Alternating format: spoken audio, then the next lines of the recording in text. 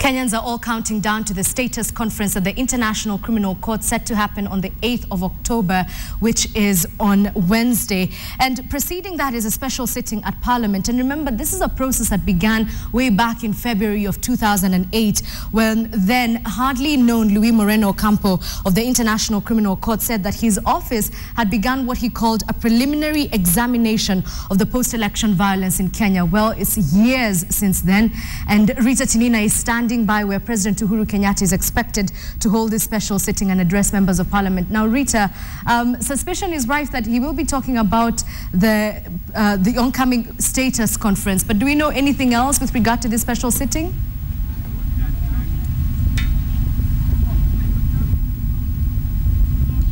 Well, a very good afternoon to you, Edith, from Parliament Buildings, where President Uhuru Kenyatta, as you mentioned there, is set to address a special joint sitting of the National Assembly and the Senate. Up until now, the focus of that address is still a matter of speculation.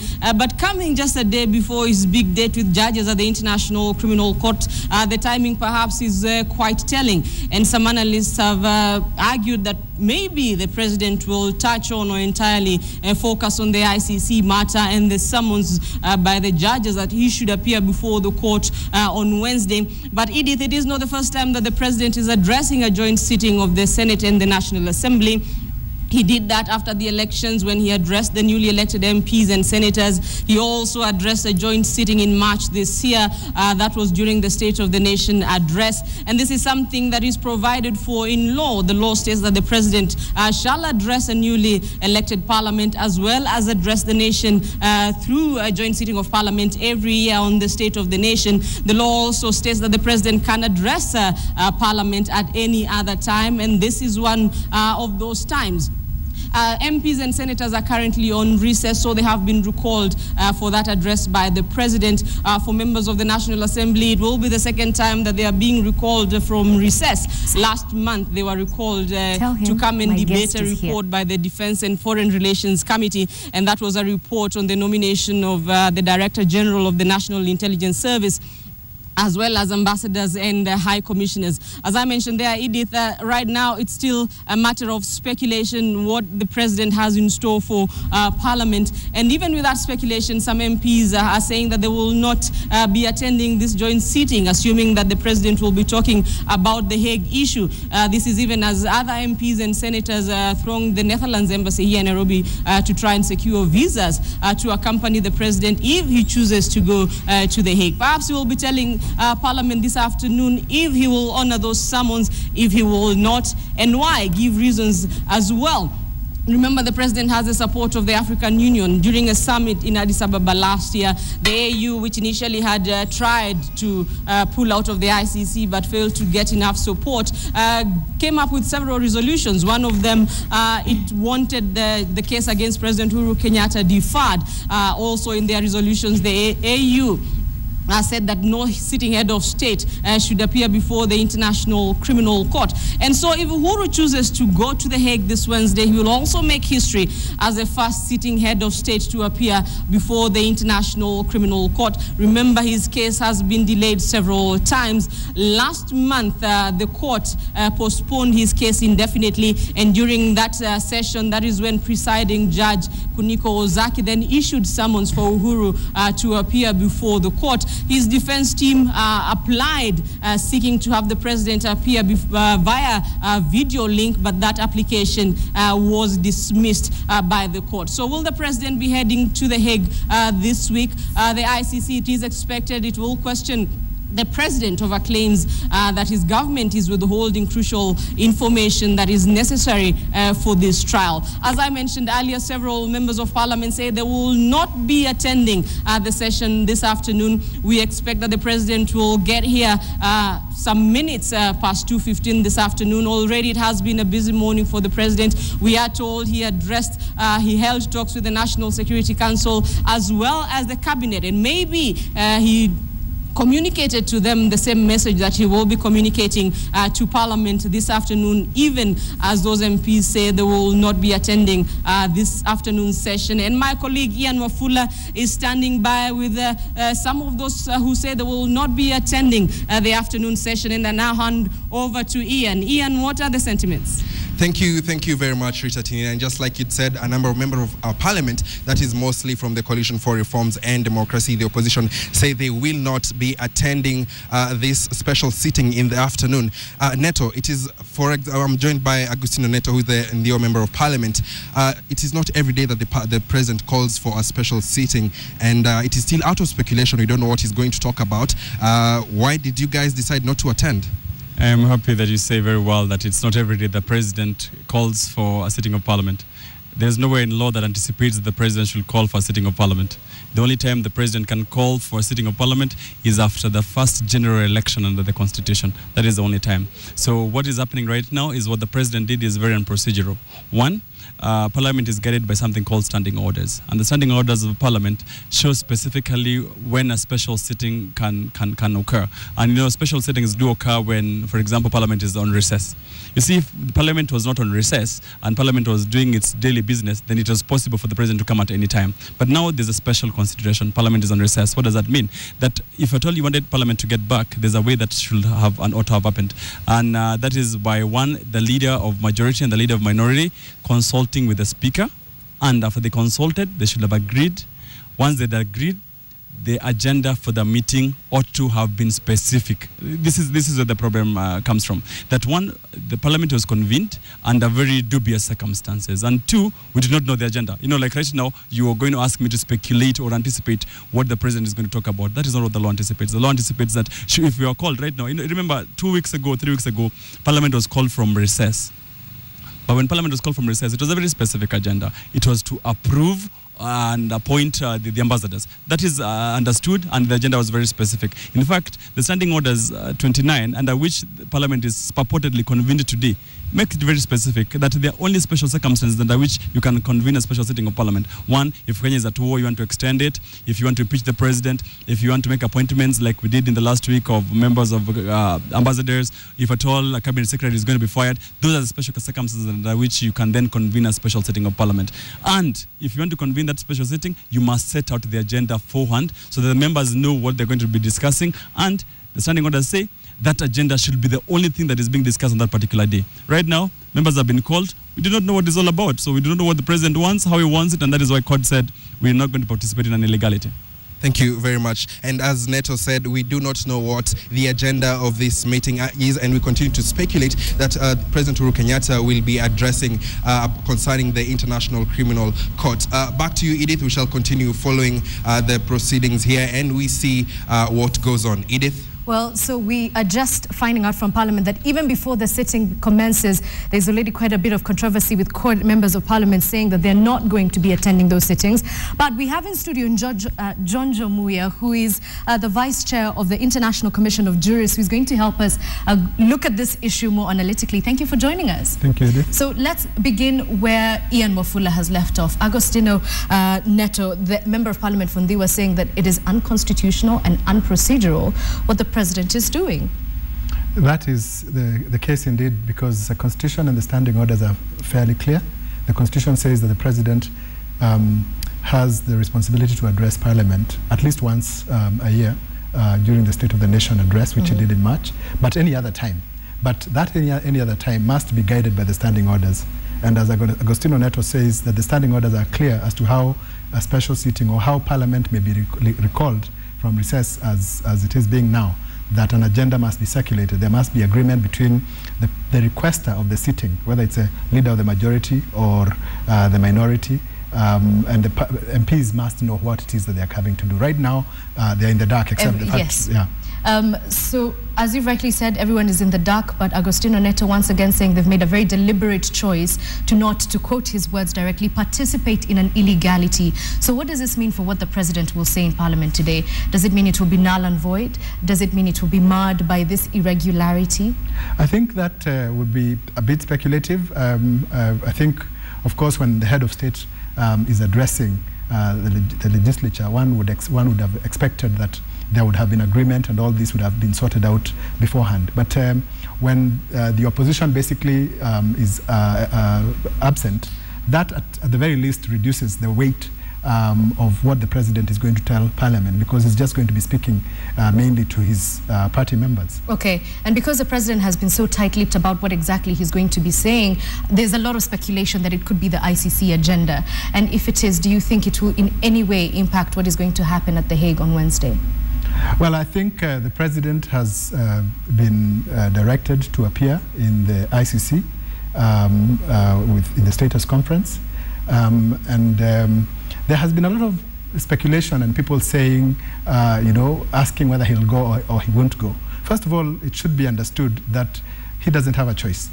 The president is not being asked to attend as president. He's being asked to attend as Uhuru Kenyatta in a case that concerns him that began before he became president. Right. So he has to go. So maybe the speculation goes on. He does want to maintain the stature of statesmanship and to explain to the country why he's going, particularly because in going, he's also reversing some of the earlier statements he has made. He once referred to the ICC as a toy for declining imperial powers. Right. And so I think it's not easy for a head of state just to reverse his position.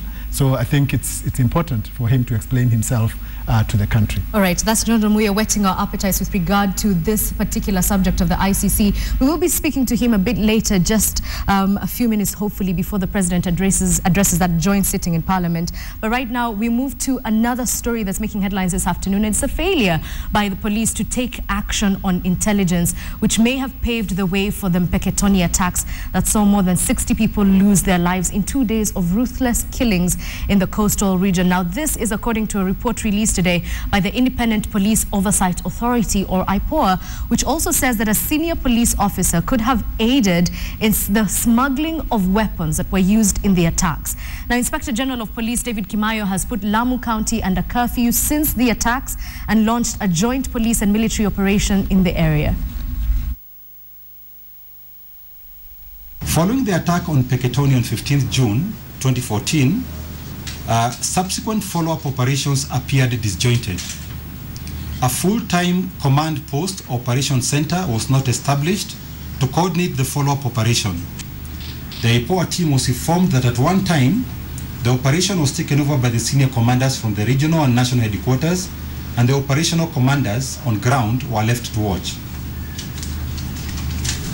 An officer who was leading the team that was pursuing the attackers was ordered to withdraw from the operation and report back to Mpeketoni to receive the delegation from Nairobi. The IPOA team was informed that the operation to pursue the attackers was delayed and even abandoned, as all efforts were directed towards meeting the high-level delegation from Nairobi, headed by officers that we've not named here. A blame game ensued where the senior commanders from Nairobi were blaming the commanders on the ground for failure to prevent the attack, while the commanders on the ground were passing blame to each other on the delayed response. Had the attackers been pursued on 16th June 2014, it is likely that they would not have had the opportunity to execute the second attack in Kijijoni, which is about 10 kilometers inland from Kaisari. Well, the Somali government troops have captured a key stronghold of Al-Shabaab Islamists with the backing of African Union forces. The African Union says Al-Shabaab, who had held the town of Barawe for 6 years, used it as a base to launch attacks on the capital. Well, KTN's Mahmoud Mohammed is with the AMISOM forces, and he now reports from Barawe. But because Al-Shabaab has been put in a weak position, it can no longer fight conventionally. It has tried to adopt asymmetric warfare. This is guerrilla tactics. We have just arrived in this town of Beledamin, which is approximately 100 kilometers to Barawe town. It's midnight. And being in the battlefield, we don't have the privilege to spend the night in a decent place.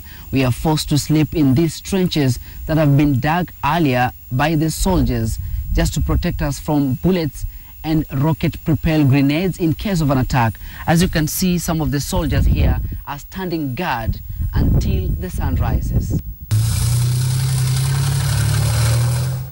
We don't want any civilian casualty to happen in that town. This town, Barawe, it is a strategic center of gravity of Al-Shabaab. That is where the HQ of Al-Shabaab for a long time, since 2006, and you know, the HQ of Al-Shabaab were. And that's where they used to train the kids. After Al-Shabaab learned that actually AMISOM has come in and AMISOM is going to take over the city, they have used the same boat to ferry away their families. The key hardcore Al-Shabaab who are indigenous of Barawe have melted into the population civilian. But we know that we shall definitely get them. We have the intelligence. Tension remains high as we go closer to Barawe town. As you can see, we are just 2 kilometers to the town where the Al-Shabaab fighters have tried to resist the AMISOM forces the whole night.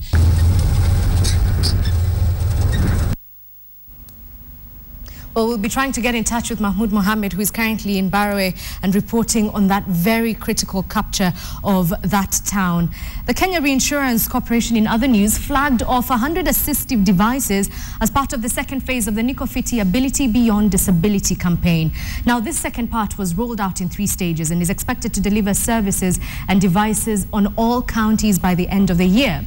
The aim of this second stage is to provide children and adults as well living with various forms of physical disability across the country with customized assistive devices. The caravan will be distributing assistive devices to 644 persons with disabilities in high incidence areas that include Murang'a, Embu, Mkinduri, Meru and Isiolo. So far, the corporation has distributed over 1,100 assistive devices across the country in the various counties. And this number, we would have liked it to be much higher, but of course we've got our budgetary limitations. We will continue doing the same. We will still continue preaching the same message that disability is not inability. Many are hidden. Many parents don't want to come out and show their disabled children. Many societies, many villages, there are those of us living with disability, but we are hidden away from the glare of the public. Please, once more, Kenyans, let's get those of us who are disabled out here.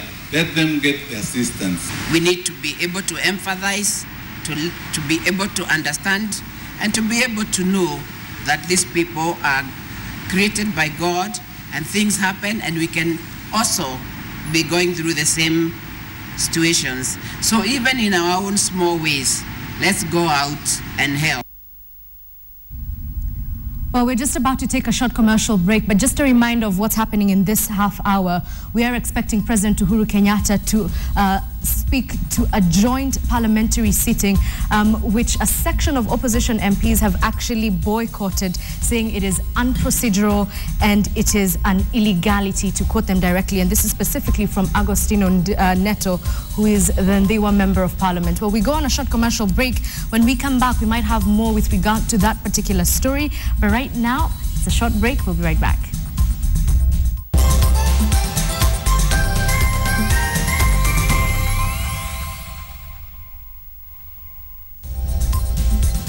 Welcome back to KTN Newsdesk, where we do bring you the news as it happens. And right now, happening in Parliament, joint special sitting where President Uhuru Kenyatta is expected to address members of Parliament in what is yet unknown. But Ian Wafula is standing by and brings us the very latest.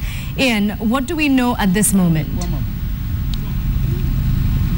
Thank you very much, Edith. We are still at the Parliament building, outside the Parliament buildings, where we expect Uhuru Kenyatta to address a joint sitting between the Senate and the National Assembly. And the agenda of this meeting is still unknown. Earlier on, I'd spoken to the Member of Parliament, that is Agustino Neto, who is also a member of the Coalition for Reforms and Democracy, of whom a majority are not attending this special sitting. With me is Peter Kaluma, the MP of Homa Bay, who is attending this meeting. Most of your colleagues from the Coalition for Reforms and Democracy are not attending this meeting called by the President. You, on the other hand, you've decided to attend. Why so? It is possible that they could be having information that I do not have. I have not gotten any information from our coalition not to attend the meeting. But I think most fundamentally, the President is coming to Parliament as the President of Kenya, not in his individual capacity. The guest and if you look at the Constitution, what the law says is that the President may address Parliament at any time. There is no requirement in the Constitution that the President discloses the agenda for the address beforehand. So all that, you know, people are talking from the media to the court coalition are based on speculations. Unless you're the speechwriter for the president, you cannot, you know, claim you know what the president is coming to say. I think this is a matter that calls for leadership.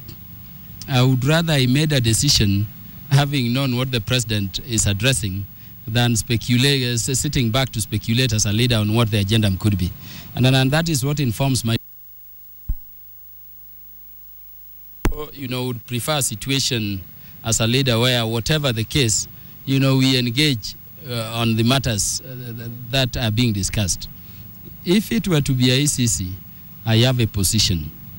The president himself is an accused person there, but we are not told he's coming to parliament as an accused person. If he were coming as an accused person, I would have not lent him a single year, because from my constituency, really, I have so many victims. He's coming as the president of the country in the discharge of obligations imposed by Article 132 of the Constitution, and really is free to come. What we say about what he speaks to us on the day we have that opportunity is something we'll determine on an informed basis if we listen to him. So I'll personally be there to know what it is about. Let me confirm I've not received any information from court not to attend. And really, I don't believe there is a, you know, a position on this matter. Okay. And also I'd like to know then, what is your take on the over 120 members of parliament who are accompanying the president? Should he go to the ICC?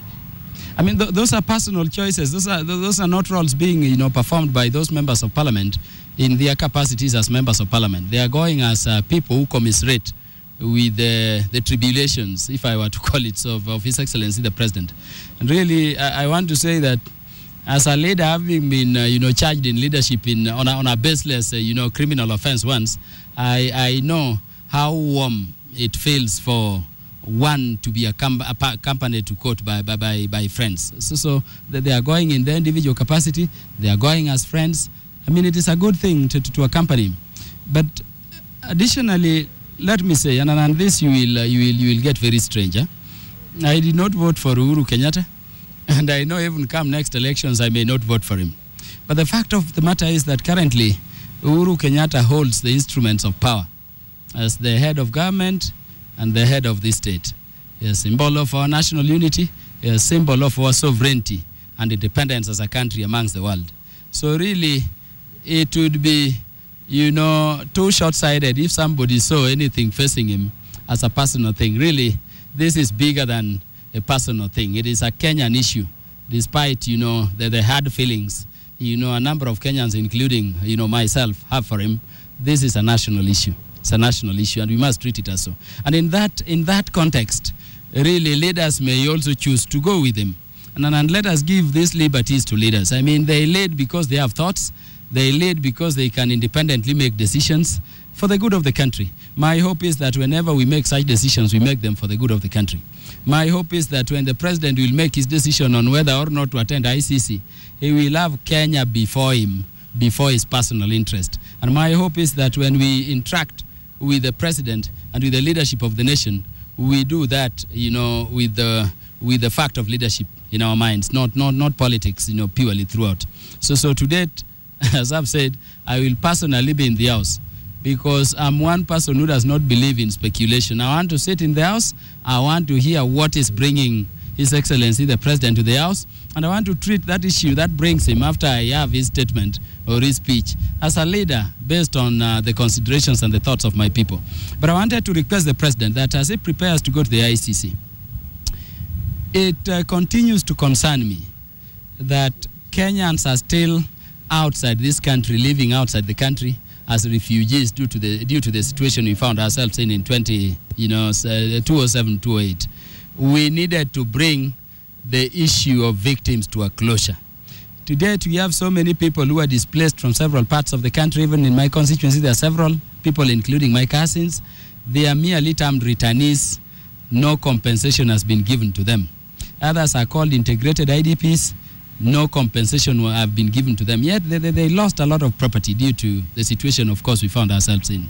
We have so many people working with scars.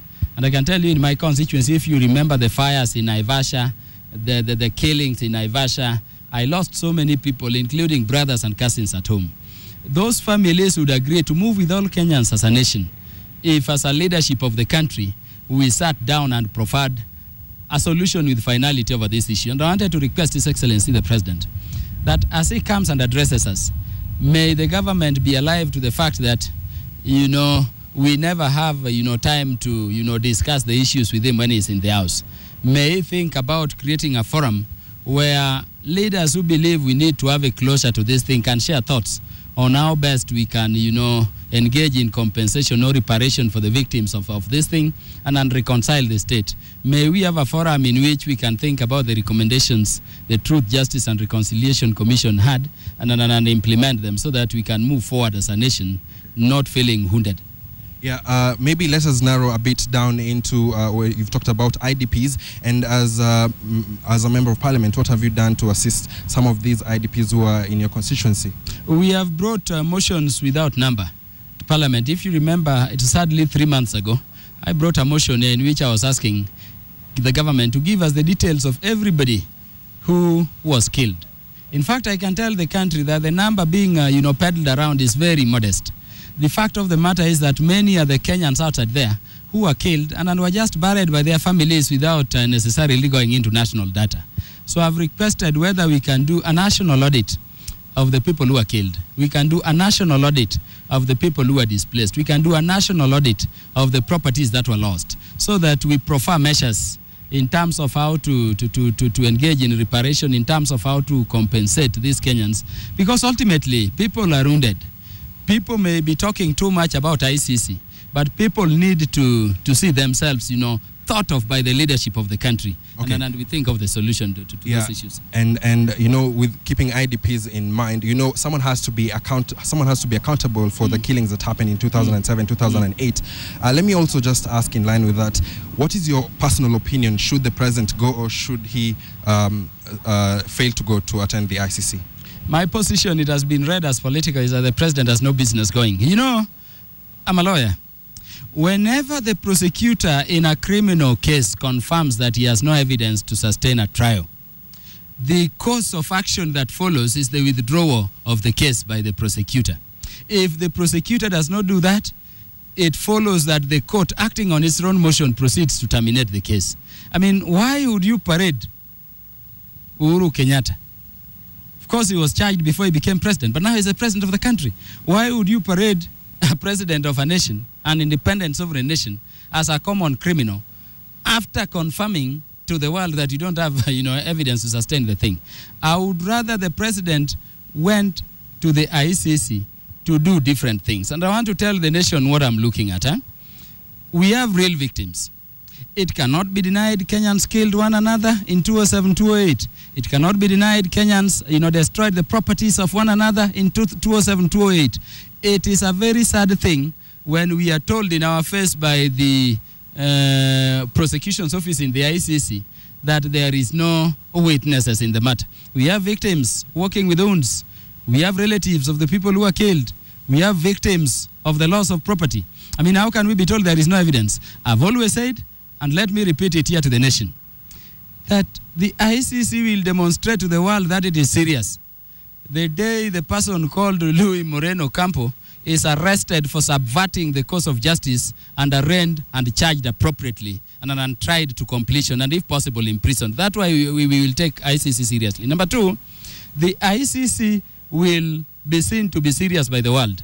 If those people now in court recanting, you know, the evidence and the testimonies they gave, who would be arrested and thrown in there because they subverted the course of justice. There are these offenses against the administration of justice. Jail those people, lock them in. Because why would you compromise a case because you are promised a thing, a matter in which people died? None of those people should return to the country if ICC is serious, if they belong to Kenya. Wherever they came from, let them lock them in, and then we can deal with the reparation for the victims. And I wanted to request the nation that on this, let us be sober. It cut across the nation. It affects so many people. I told you I lost a brother. I lost cousins. Let us go over this thing, you know, in sobriety at once. Thank you very much. That is the Homa Bay Member of Parliament, Peter Kaluma. He has said that he is attending this special sitting called by the President. We shall continue giving you briefs live from Parliament. Back to you, Edith. Very much, Ian Wafula, still waiting at the peripheries of Parliament to see if President Uhuru Kenyatta will make his way any time from now. We did see crowds swelling, just hoping to catch a glimpse of the President when indeed he does show up. But more interesting is the members of Parliament who are very keen to see what exactly he will say. Already we're hearing conflicting reports. One section of opposition saying that they're not going to be attending that special sitting, while another one, as we've heard from Homa Bay MP, saying that he wants to hear what the President has to say. But he introduced a couple of caveats in there. He said we're forgetting about the victims, citing specifically those who are being called returnees who fled out of the country and coming back. Are we losing track of what this case was really meant to achieve? I think we lost track a while back, unfortunately, because this case was initially about, well, it has always been about the over 1,000 people who lost their lives, the 600,000 plus who are displaced, and some of them, as Honorable Kaluma says, went to a neighboring country. Yeah. Many women who were sexually abused, and men as well, during that period, and a lot of properties that were destroyed. Now, of course, a criminal case is also about an accused person. But in these instances of international criminal justice, victims are supposed to occupy center stage, because it's justice for victims that is being sought through the criminal process, but also through reparation, or what Honorable Kaluma calls compensation.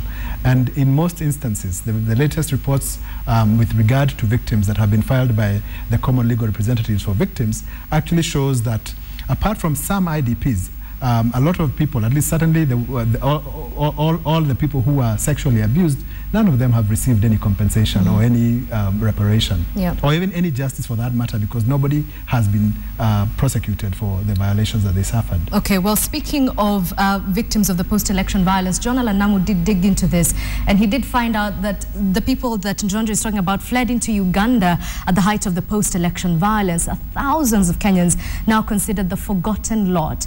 Are they Kenyan or have they become Ugandans? It's been 7 years down the line, and these people may well be the nowhere people. 6 years ago, the small Ugandan border town of Tororo saw what is perhaps the most activity it had in a while. The view of the Ugandan horizon was interrupted by a mushrooming tent city, and United Nations officers helped border officials process the details of occupants of these tents. Over 7,000 Kenyans from all over the Rift Valley and Western Kenya had fled across the border. It was early January, and the post-election violence was at its fiercest. 6 years ago, I visited these Kenyans. In one tent, looking lost and alone, I met a young Emma Wamboi. She was 27 years old at the time. Right before the violence, she had lost her eyesight. Back then, she told me of a horror that she had lived through, multiplied by the fact that she couldn't see. It was so sad and I was so confused. I didn't know where to go. I didn't know what to do. The gunshots was so scaring, and I was just like, I didn't know where to go.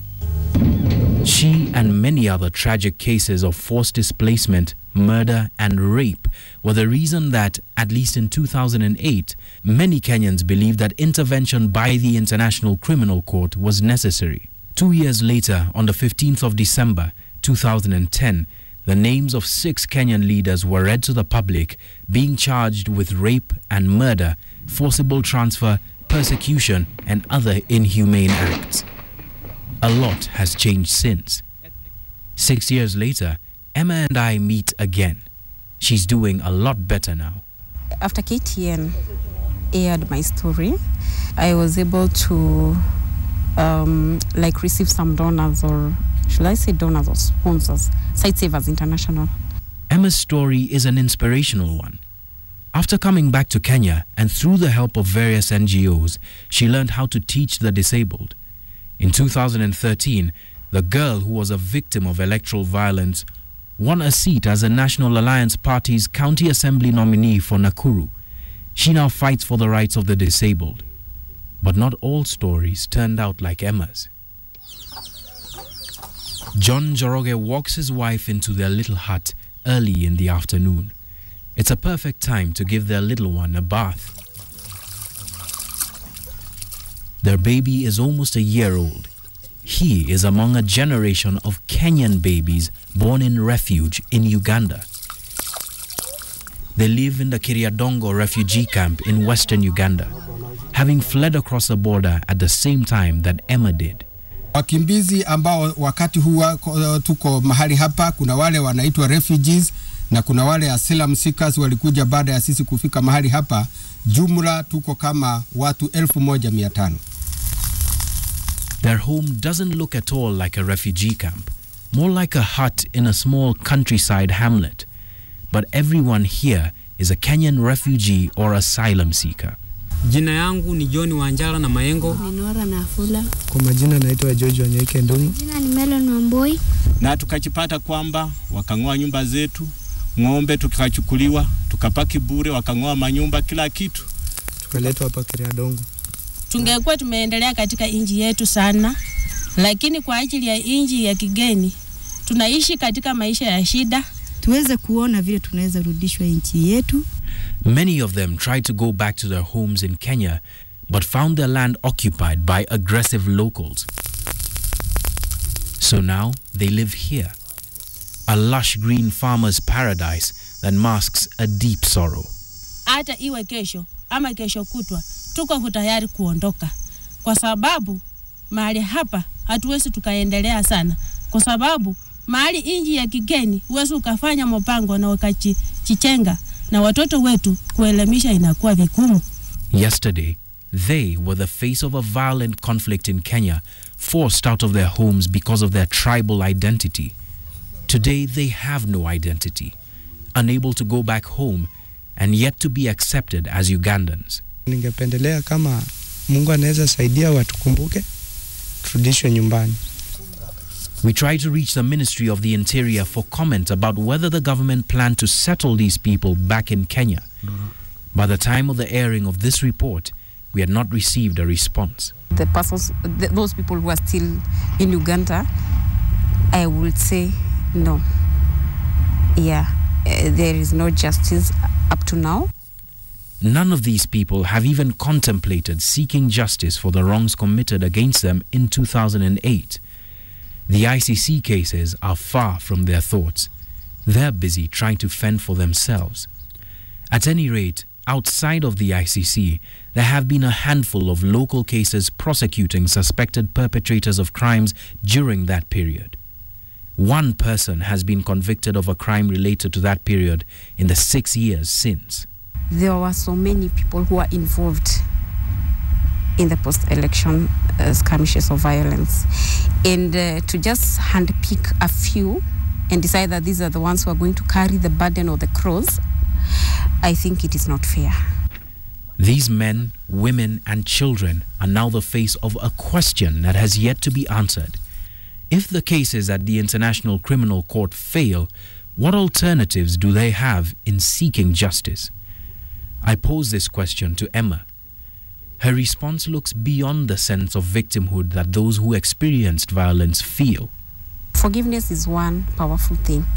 The moment you forgive and forget and you begin a fresh life all over again, that is the moment you get that inner strength, and that is the moment that you begin to embrace even your enemies, even your rivals, even your opponents. But then again, Emma has always been the sort of person who saw beyond her own pain. Out of all of the people that we've interviewed here, she is the first who says that she is ready to forgive those who committed those atrocities in Busia, chasing her and her family out of her home. I'm a Christian, and the first thing I do is forgive them just as Christ forgave us. I forgive them totally, and I just hope that if they also forgive us and are ready to accept us back. Somewhere in Kenya, there's a woman who has forgiven her enemies. But somewhere in Uganda, there are people who haven't even been given the chance to come back home and face their enemies, much less forgive them. John Alanamu, KTN. Well, John Alanamu takes us back to February of 2009 when the Kenyan Parliament voted against the establishment of a proposed tribunal which would have been made up ideally of Kenyan and international judges to address the post-election violence. In November of 2009, Parliament began debate on another constitutional amendment to form a local tribunal, but to date that debate has not concluded. Jojo Muya, I pose a question to you. If the ICC cases fail, as John Alanamu has said, what would happen to those victims? Is it too late to start another process to set up a local tribunal? First of all, I think we need to note that when it comes to criminal prosecutions, there is no time barrier within which to bring prosecutions, as long as there is evidence. And therefore, there is always some hope. Even after the Second World War, 50 years after the Second World War, you had people being prosecuted for the war crimes that were committed at that time. But Muya, I do have to ask, we hear that justice delayed is justice denied. Could this be the case for the victims? Justice is always done sooner than later, particularly because of, evidence tends to disappear or deteriorate. And I agree with you that the victims have waited for almost 8 years for justice. And of course, given the kind of living conditions we've seen in Uganda, we've seen among other displaced people, those who are raped, many infected with HIV, that completely changes. When your loved one has been killed, especially a breadwinner, that completely changes your life. And justice needs to be done sooner than later. But in the event that justice doesn't come from one area, for instance, there has been a recommendation to establish an international criminal division in the High Court to prosecute other perpetrators, because there were many perpetrators, not just 3. Do you think that will be enough? Because to date, how many people have been prosecuted for the post-election violence locally? Yes, I again say that unfortunately, there has not been much political will in Kenya to prosecute individuals for post-election violence. The Director of Public Prosecutions himself has said more than once that he doesn't have evidence to prosecute, despite the fact that the Constitution gives him the power to direct the police to investigate further and bring the evidence. So unfortunately, we are in a situation where there has not been justice for victims. And that is why it is critical that that the authorities, whether it's here at home or the ICC itself, do their best according to the law to ensure that there is justice for victims of post-election violence. Well, thank you very much, John Jomuya. He is a Vice Chairperson of International Commission of Jurists. Thank you for making time to be with us on KTN Newsdesk. Thank you. But this conversation does continue, but after this short commercial break, so do stay tuned.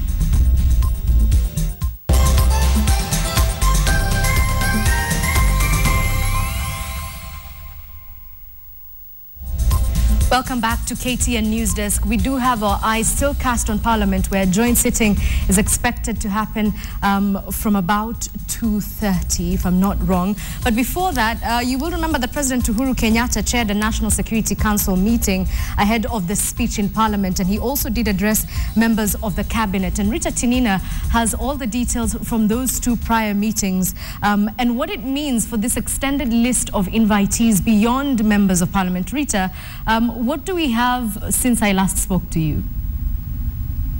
Well, Edith, here at Parliament Building, service commanders have started arriving here, led by the Air Force Commander. Parliament Road for the past 2.5 hours or so has been closed to motorists and pedestrians as well.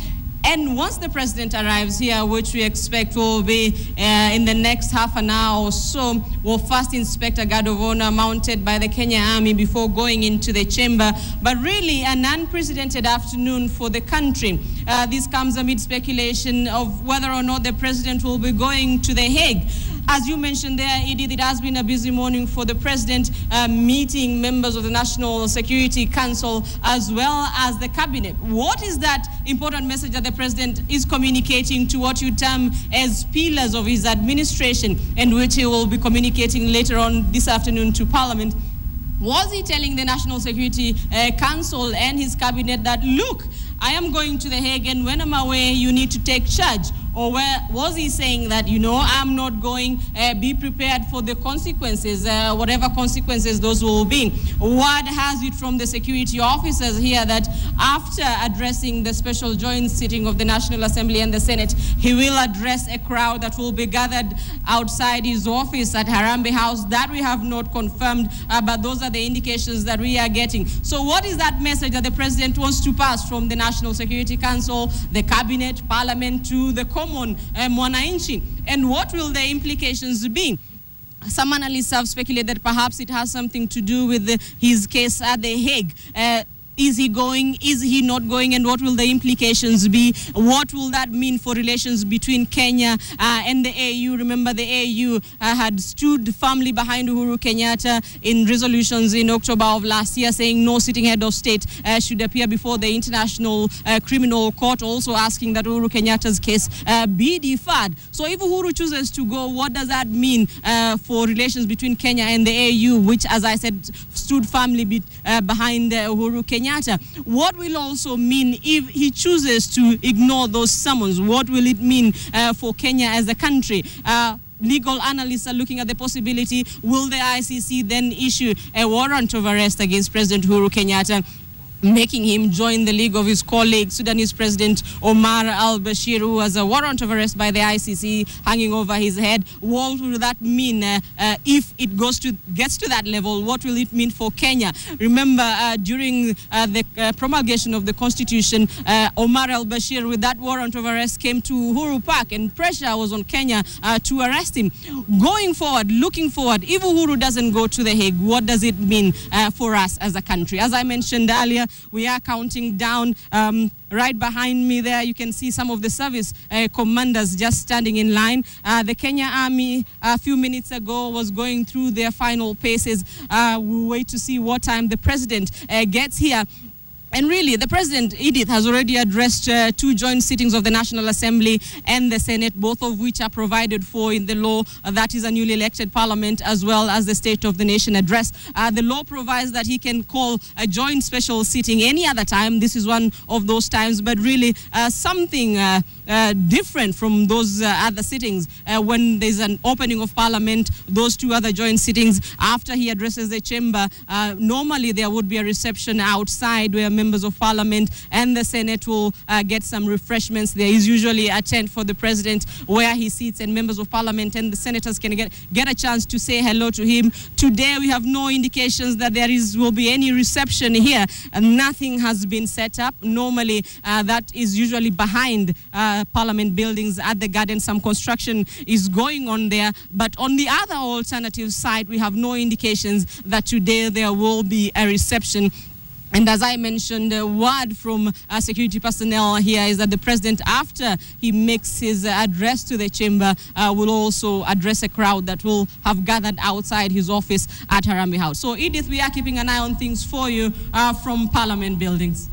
Well, Rita Tinina, before you go, you have raised a lot of important questions, which, as you mentioned, we will not have the answers to until President Uhuru does indeed address the joint sitting. But there's another issue that has come up in the afternoon. They were Member of Parliament Agostino Neto saying that the opposition is not going to attend this special sitting. And Homa Bay MP Peter Kaluma just a few minutes ago saying that we're going to be there, we're going to listen. Has there been any clarification on the opposition's stand?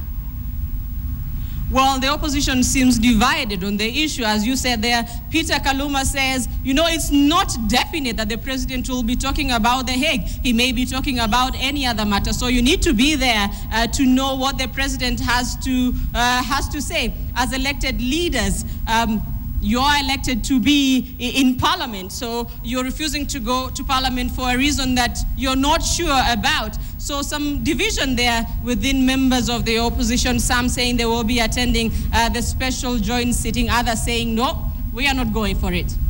Well, thank you very much, Rita Tinina. Of course, making it very clear that we still do not know what the president is going to talk about, although the timing of his status conference at the ICC does make it very easy for us to speculate that he will indeed be talking about his summons there. So we will be getting back to that case as soon as, we'll be getting back to that story as soon as the president arrives at Parliament. But we're just concluding this edition of KTN Newsdesk. Don't go too far though, because as soon as President Uhuru Kenyatta sets foot in Parliament, we will be live, and we're all anxiously waiting to see what exactly he will say in the joint parliamentary sitting. Did you know? I actually don't have a did you know fact for you today. I'm so terribly sorry, but the next time I'm here, I'll give you two, because that's how lovely I am. My name is Edith Kimani. See you shortly.